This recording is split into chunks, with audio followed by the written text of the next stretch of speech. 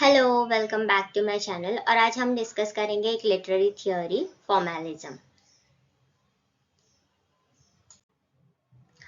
Formalism की शुरुआत हुई थी रशिया में, और ये तब हुई थी जब रशिया में काफी अनस्टेबिलिटी थी गवर्नमेंट वाइज। उनका फाइनेंशियल क्राइसिस चल रहा था क्योंकि सोवियत यूनियन था वहाँ पे, तो वहाँ पे कॉन्स्टेंटली एकेडमिक्स को बैन किया जा रहा था। तो इसकी वजह से क्या हुआ, ये जो मूवमेंट थी ये थोड़ी छोटी हो गई, या फिर इसको 20th सेंचुरी तक आते आते, नॉट 20th सेंचुरी का सेकेंड हाफ में आते आते ये मूवमेंट कोलैप्स हो गई। ये एक डेकेड भी नहीं चली, 10 साल भी ये मूवमेंट नहीं चली, लेकिन इसका इन्फ्लुएंस काफी ज्यादा था। तो ये भले ये खुद 10 साल ना चली हो, लेकिन फॉर्मेलिज्म ने जो टेनेंट्स दिए थे, उन्होंने जो हमें बताए थे तरीके, जिसके वजह से हम किसी भी वर्क को क्रिटिसाइज कर सकते हैं अच्छे से, वो उससे काफी इंस्पिरेशन मिली थी लोगों को, खास करके अमेरिकन क्रिटिक्स को। तो उन्हीं से, फॉर्मेलिज्म से ही इंस्पायर होके अमेरिका में एक और मूवमेंट चला था, न्यू क्रिटिसिज्म।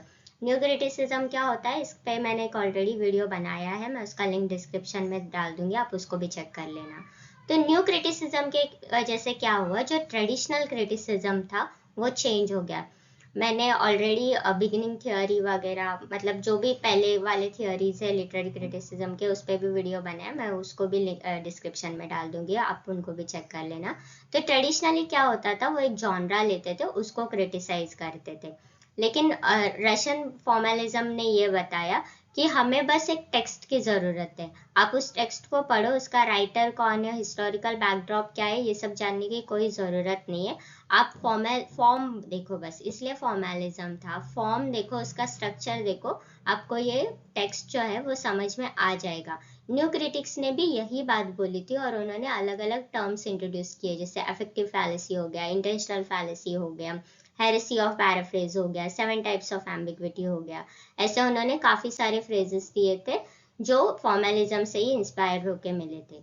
अभी फॉर्मेलिज्म में तो काफी इंपॉर्टेंट लोग थे। एक थे विक्टर श्लावस्की, जो मॉस्को लिंग्विस्टिक सर्कल से थे, और दूसरे थे रोमन याकब्सन, जो थे प्राग लिंग्विस्टिक सर्कल्स ने। इन्होंने काफी एमिनेंट एसेज लिखे हैं, और साथ ही में इन्होंने कुछ ऐसे थियोरीज भी दिए जिसकी वजह से फॉर्मेलिज्म का जो शेप हो था, एक स्ट्रक्चर पे ध्यान देने का या नरेटिव टेक्निक पे ध्यान देने का, उसको एक डायरेक्शन मिला। विक्टर श्लावस्की का एक बहुत इंपॉर्टेंट ऐसे है, आर्ट एज ए टेक्निक, जिसमें वो डिफेमिलराइजेशन की बात करते हैं, जिसमें वो बोलते हैं कि नरेटिव टेक्निक कैसी होनी चाहिए, स्ट्रक्चर कैसे होना चाहिए। बहुत इंपॉर्टेंट ऐसे है वो। फिर फॉर्मलिज्म ने एक चीज एडवोकेट की थी, वो थी क्लोज रीडिंग। न्यू क्रिटिक्स ने भी यही चीज उठाई थी कि कोई भी टेक्स्ट की क्लोज रीडिंग करो। तो फॉर्मलिस्ट ने ये बोला, जब भी हम क्लोज रीडिंग करते हैं, क्लोज रीडिंग का मतलब है कि उसको ध्यान से पढ़ना, उसको समझ के पढ़ना। तो जब हम किसी भी टेक्स्ट को ध्यान से पढ़ते हैं, उसको समझ के पढ़ते हैं, तो हमें क्या हो जाता है, उसकी जो इंट्रिंसिक मैकेनिज्म है, इंट्रिंसिक मतलब उसमें इनबॉर्न, इंट्रिंसिक का मतलब होता है इनबॉर्न या फिर इनेट। तो उसका जो इनबॉर्न है, उसमें जो लिखते हुए ही जो क्वालिटीज आ गई है, हमें उसी से पूरा टेक्स्ट का मतलब समझेगा, हमें कोई भी एक्सटर्नल चीजों को देखने की जरूरत नहीं है। तो अगर राइटर ने कोई एक बुक लिखा है, तो वो बुक जैसे ही आप पढ़ोगे, तो बुक लिखते वक्त राइटर ने उसमें जो भी चीजें डाली है, आपको उससे वो टेक्स्ट समझ में आ जाएगा। तो फिर इससे क्या होगा, हमारा टेक्स्ट के फॉर्म पे ध्यान जाएगा, उसके स्ट्रक्चर पे ध्यान जाएगा, वो किस तरीके से लिखा है, उसमें कौन से लिटरेरी डिवाइसेस यूज हुए हैं, इन सब पे ध्यान चला जाएगा। अभी ये स्ट्रक्चर से रिलेटेड उन्होंने 2 टर्म्स दिए थे, और एक था फैबुला एंड स्यूजेट। ये काफी इंपॉर्टेंट है, इसको याद रखना, क्योंकि काफी बार एग्जाम में पूछते हैं कि फैबुला एंड स्यूजेट आइदर किस मूवमेंट के साथ रिलेटेड है या फिर उनका मतलब क्या है। तो फैबुला का मतलब है रॉ मटेरियल, और स्यूजेट का मतलब है प्लॉट ऑफ द टेक्स्ट। तो मतलब इसको अगर सिंपल वे में बोलूँ तो फैबुला का मतलब ये हो जाएगा कि इंस्पिरेशन कहाँ से मिलती है, ठीक है, और आप उस इंस्पिरेशन को जैसे यूज करते हो, वो हो जाएगा आपका स्यूजेट। तो अगर मैं बाहर गई और मैंने बाहर जाके देखा कि एक बहुत बड़ा गार्डन है, फिर मैं थोड़ा और आगे चली गई, वहां पे मैंने देखा एक फाउंटेन है, लेकिन ये दोनों चीजें एक दूसरे से दूर दूर है, ठीक है, डिस्टेंस में है, लेकिन जब मैं नॉवल लिखूंगी या फिर मैं कुछ स्टोरी लिख रही हूँ, पोयम लिख रही हूँ, तो उसमें मैं ऐसा गार्डन दिखाऊंगी जिस गार्डन में फ्लावर्स भी है, एक मेडो है और साथ में एक पॉन्ड भी है। तो वो क्या हो गया, मैंने रॉ मटेरियल उठा के उसको उस तरीके से कंस्ट्रक्ट किया मेरे माइंड में, ठीक है। तो फैबुला में ये होता है कि आप इंस्पिरेशन कहाँ से लेते हो, आप कहाँ से देख के चीजें बता रहे हो, या फिर उसका आपका स्ट्रक्चर क्या है, और सुजेट का ये है कि आप उस स्ट्रक्चर को कैसे ऑर्गेनाइज कर रहे हो, ठीक है। फॉर्मलिस्ट ने ये बोला था कि किसी भी टेक्स्ट की, और जब भी फॉर्मलिज्म में टेक्स्ट की बात होती है तो वो यूजुअली पोएट्री होती है, तो उसकी लिरिकल और पोएटिक क्वालिटीज देखो। पोएटिकल क्वालिटीज का क्या मतलब है, लिटरेरी डिवाइसेस कौन से है, उसकी राइम स्कीम क्या है, उसका मीटर क्या है, नरेटिव टेक्निक क्या है, और सबसे ज्यादा इम्पोर्टेंट है कि उसमें सिंबल्स कौन से यूज हुए हैं, ठीक है। ये जो सिंबल्स है ये न्यू क्रिटिसिज्म में नहीं आते, ये फॉर्मलिज्म में ही रहता है।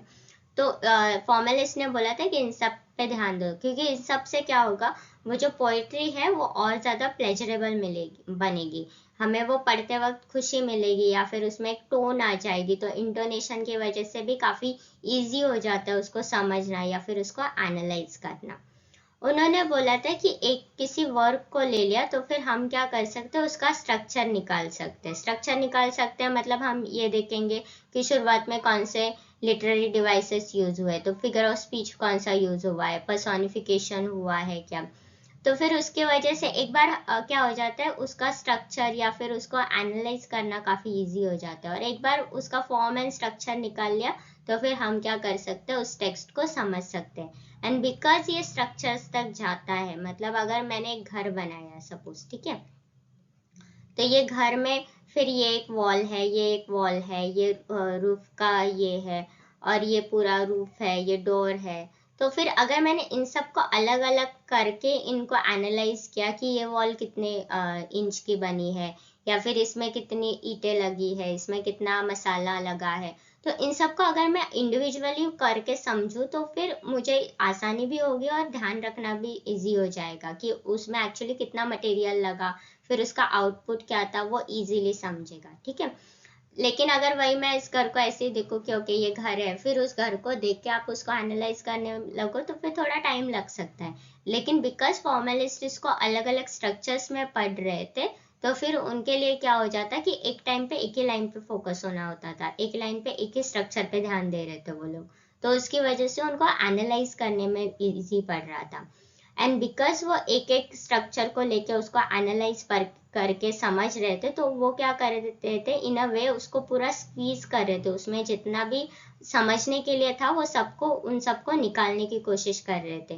तो इसलिए टीएस एलियट ने फॉर्मलिस्ट को लिज्म को बोला था लेमन स्क्वीजर मेथड, कि वो फॉर्मलिस्ट क्या करते हैं, हर एक इसको स्क्वीज करके निकालते हैं। तो अगर आपने कभी ये देखा है लेमन स्क्वीजर, तो ऐसा टाइप का एक इंस्ट्रूमेंट होता है, यहाँ पे लेमन रखते हैं और फिर उसका पूरा जूस हम लोग स्क्वीज कर देते हैं, उसमें जितना भी मीनिंग है निकलने का वो लोग निकालने की कोशिश करते हैं। ये भी सवाल काफी बार नेट में पूछा गया है कि टीएस एलियट ने किसको लेमन स्क्वीजर टेक्निक बोला था, तो वो है फॉर्मलिज्म। फिर फॉर्मलिज्म ने 3 टर्म्स दिए थे जिनकी वजह से हम क्या कर सकते, टेक्स्ट को इजीली क्रिटिसाइज कर सकते। तो पहला है टेक्सचुअल ऑटोनॉमी, मतलब कोई भी टेक्स्ट है वो ऑटोनोमस है। ऑटोनोमस है मतलब इंडिपेंडेंट है, उसको किसी और की जरूरत नहीं है, उसमें अपने लिटरेरी एलिमेंट्स है, आर्टिस्टिक एक्सप्रेशन है, उसकी वजह से हम वो सारी चीजें समझ सकते हैं जो हमको जानना है। और इससे एक और थियोरी भी है कि एक बार टेक्स्ट ऑथर का लिख के हो गया तो फिर ऑथर का काम उस पर खत्म हो गया, अभी वो पूरा है रीडर के डोमेन में, ठीक है। यही बात आपको रोलान बार्थ्स में बोलते हैं डेथ ऑफ द ऑथर में। डेथ ऑफ द ऑथर में वो ये बोलते हैं कि एक बार अगर टेक्स्ट लिख के हो गया तो फिर वो टेक्स्ट राइटर के डोमेन से चला जाता है और फिर वो रीडर के डोमेन में आ जाता है, और फिर रीडर उसको जैसे चाहे वैसे एनालाइज करता है। यही थ्योरी फिर आगे जाके रीडर रिस्पॉन्स थ्योरी में कन्वर्ट हो जाती है। फिर उन्होंने एक और टर्म दिया था यूनिटी। अभी यहाँ पे उन्होंने बोला था कि जो भी रिटर्न है, राइटर को क्या ध्यान रखना चाहिए टेक्स्ट लिखते वक्त, उसको एक ऑर्गेनिक यूनिटी लानी चाहिए। मतलब अगर मैं पहले ही टेक्स्ट का कोई एक थीम रख रही हूँ तो फिर वही थीम उसके एंड तक होना चाहिए। जैसे अगर आप कोई भी संजय लीला भंसाली की मूवीज देखो तो उनके मूवीज का एक कलर होता है, जैसे सावरिया में ब्लू ब्लू ब्लू कलर है, ब्लैक का ब्लैक ब्लैक ब्लैक कलर है, ठीक है। तो कोई भी इसका एक यूनिटी होती है, तो वो कलर की वजह से वो पूरा एक यूनिफाइड हो जाता है, ठीक है। तो कोई भी टेक्स्ट में भी यही चीजें होनी चाहिए। उसमें अगर फिगर ऑफ स्पीच में पूरे इसमें पर्सोनिफिकेशन यूज करूँ तो मुझे एंड तक पर्सोनिफिकेशन ही यूज करना चाहिए। फिर लास्ट में लाइन में आके मैं कुछ और यूज करना, फिर उसका कोई मतलब नहीं बनेगा, ठीक है। तो उन्होंने बोला कि उसमें क्या करो, आप एक यूनिटी रखो, उसको आप एक हर एक चीज आप कुछ भी लिखते हो, एक लाइन भी लिखते हो, उसका मीनिंग उसके वो उस टेक्स्ट के मीनिंग की तरफ कंट्रीब्यूट करना चाहिए। फिर एक है लास्ट है डीफेमिलराइजेशन। डीफेमिलराइजेशन में उन्होंने ये बोला कि रीडर को राइटर को ऐसी लैंग्वेज यूज करनी चाहिए जिसकी वजह से रीडर को क्या करे, फैमिलियर ऑब्जेक्ट भी डिसफेमिलियर लगे। इसका मतलब ये नहीं कि अलग तरीके से वर्ड्स यूज करो या फिर अलग लैंग्वेज में लिखो, नहीं।